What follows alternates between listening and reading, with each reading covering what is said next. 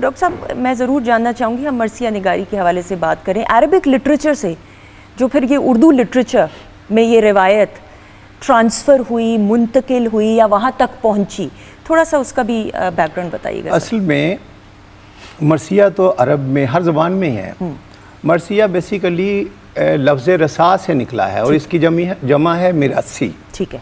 تو یہ جو لفظ رسا ہے اس کے لغوی معنی ہے مرنے والے پہ رونا اور اس کے اوصاف بیان کرنا۔ صحیح۔ ٹھیک ہے۔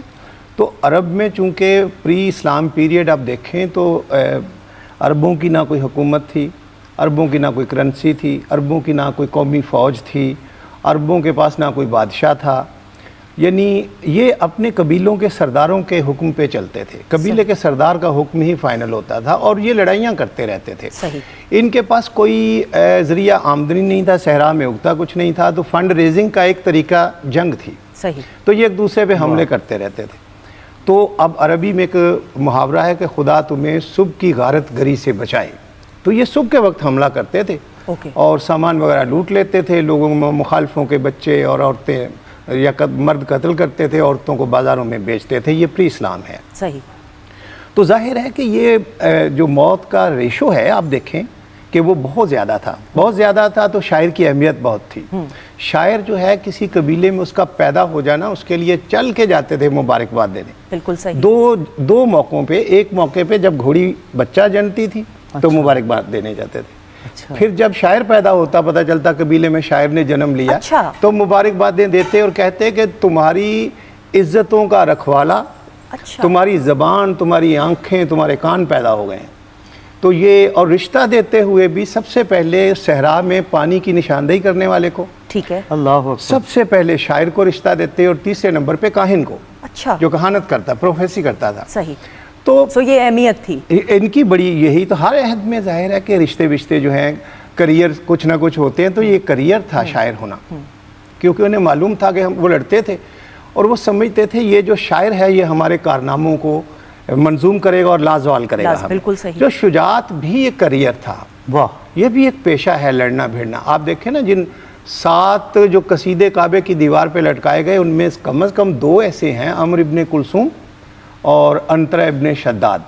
یہ وہ ہیں جو 7 معلقات میں سے بھی ہیں اور یہ بہت زیادہ جنگجو بھی ہیں۔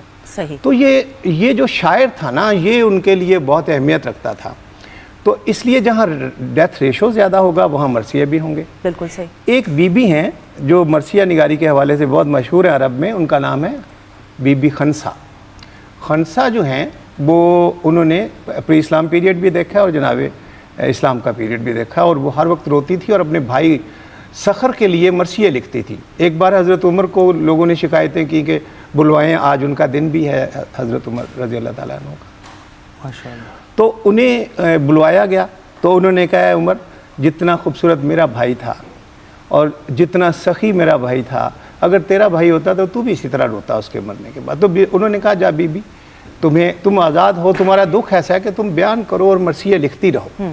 پھر آپ دیکھیں کہ رسول اللہ کے مرثیے ہیں، ہر کسی سے منسوب کوئی نہ کوئی مرثیہ ہے رسول اللہ کا، لیکن سب سے شاندار مرثیہ جو ہے وہ جناب سیدہ فاطمہ کا ہے اپنے بابا کے لیے، جس کے 2 شعر جو ہیں وہ آپ سن نہیں سکتے کہ بابا آپ کے جانے کے بعد مجھ پہ وہ ظلم ہوئے، اگر پہاڑوں پہ ہوتے پہاڑ ریزہ ریزہ ہو جاتے، بابا آپ کے جانے کے بعد مجھ پہ وہ مصیبتیں نازل ہوئیں، اگر دنوں پہ نازل ہوتی دن راتوں میں بدل جاتے۔ تو یہ مرثیے عربی میں موجود تھے۔ یہ امام مظلوم کا پہلا مرثیہ جو ہے یہ کوفے کے ایک شخص نے کہا ہے، اس کا نام تھا عبید اللہ ابن حر جافی۔ صحیح۔ یہ جب آپ مکے سے نکل کے کوفہ جا رہے تھے تو آپ نے رستے میں کچھ لوگوں سے ملاقاتیں کی، لوگ حج پڑھ کے واپس جا رہے تھے، تو رستے میں جہاں جہاں چشموں پہ رکتے تھے، عرب پانی وانی جہاں ہوتا تھا، تو آپ لوگوں کے پاس جا کے کہتے تھے کہ اس طرح مجھ سے یزید جو ہے وہ مجھے پریشرائز کر رہا ہے بیعت کے لیے، تو آپ میرا ساتھ دو۔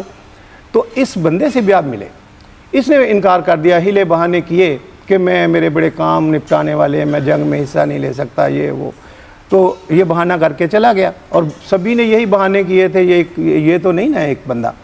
نتیجہ یہ ہوا کہ جب حسین قتل کر دیے گئے، حسین خاک اوڑھ کے سو گئے، اس کو پتہ چلا، یہ پھر اتنا شرمندہ ہوا، اتنا تاسف ہوا اسے ये फिर एक मरसिया इसने लिखा और आके इमाम के रोज़े पे अपना इसके कब्र पे बैठ के पढ़ा और उसमें रोया भी और अपनी शर्मिंदगी का और तासुब का इजहार भी किया।